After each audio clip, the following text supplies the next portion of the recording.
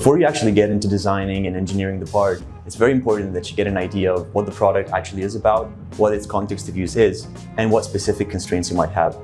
For example, you want to know if the product is going to be used outdoors or indoors, you want to know if the product is going to be used by the water, and you want to know if there's any specific mechanical stresses that the part is going to be subject about.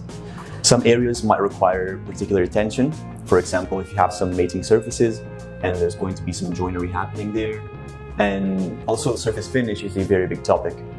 All these factors, they can point us in the right direction in terms of choosing the right material, choosing the right part orientation when we approach slicing, and also choosing nozzle size and general print parameters. Having a robotic system allows us to really tackle the parts from very different angles and approaches in terms of slicing. We can print a part vertically at a 90-degree angle, as with many desktop technologies, or we can go and print our parts at a 45-degree angle horizontally, which allows us to create closed volumes. Another very interesting possibility with robotic printing is we can use multi-axis slicing strategies, such as non-planar slicing, cladding, and revolve slicing for any kind of part that has surface development that is kind of complex and might require the complete freedom of a robotic system. Each slicing method is going to very directly impact surface quality and even mechanical behavior in certain cases. For example, if we employ a larger layer height, what we're going to be left with is, on one hand, a quicker print, but on the other hand, a more pronounced notch effect on the surface, which might result into a weaker part. Another thing we might have to consider, for example, is if we use a multi-axis slicing approach, we're going to have certain areas of the object which are going to have a higher layer height than other parts of the object. And in those regions, for example, the adhesion might be a bit worse than in others. All in all, these are not the negative aspects of the technology itself. They're simply criteria that we have to be mindful of whenever we design and slice a part. Big choice comes from choosing to work with pellets instead of filaments. By working with pellet-based material, we reduce cost, increase flow rate, and open access to a wide range of thermoplastic compounds, from standard polymers such as PP, ABS, and PTG to advanced formulations such as PA or PEI. Another important factor is the possibility to reinforce these pellets with mineral, carbon, and glass fibers.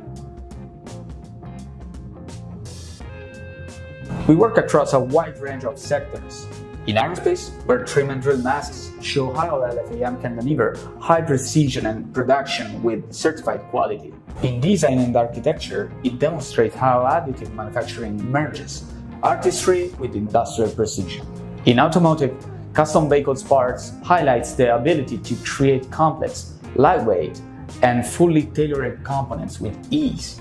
And in the marine sector, a 3D printed boat represents the next step where performance and sustainability comes together through innovation. When you go and develop and engineer and design a part for LFAM, one of the first things you really want to have clear in mind is what part orientation you're considering. So which orientation are you going to place the part in the slicing software? Because that's going to dictate a lot of the limits that you have and a lot of the potentials also that you can leverage from the robotic system.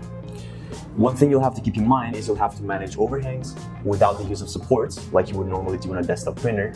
And you're going to have to create reinforcements using structural ribs as opposed to infills. In general, you have to keep in mind that when you're designing for this technology, you are effectively designing the cross-section of the part across its development, controlling what will happen in slicing at different parts of the object. In general, it's very important to keep control of the thermal profile of the part, and it's best in general to adopt a much leaner approach on the geometry as opposed to regular desktop technologies. One very interesting possibility is that of combining multiple parts into one print, nesting multiple components into an array or into any sort of combination that will give you a massive reduction in terms of lead time and costs. Specific features such as embossments or hole marks can be added directly in the print, and overall, you can also use different kinds of fixing systems directly integrated in slicing or using mechanical aids to fix the part onto the printing bed and making sure that your part does not warp and move around while it's printing. The single biggest mistake I see people make when they approach robotic printing is tending to treat it sort of like desktop printing technologies, which really isn't the case. In this case, we're really working with much larger beads, much larger layers, much larger objects. At Caracol, we developed our proprietary technology thanks to our extensive process of know-how, be it through real-world application produced in-house. Caracol also offers dedicated training programs that me and Giacomo are in charge of to boost the adoption of our robotic LFAM technology to our customers so they can become fully autonomous in a very short time.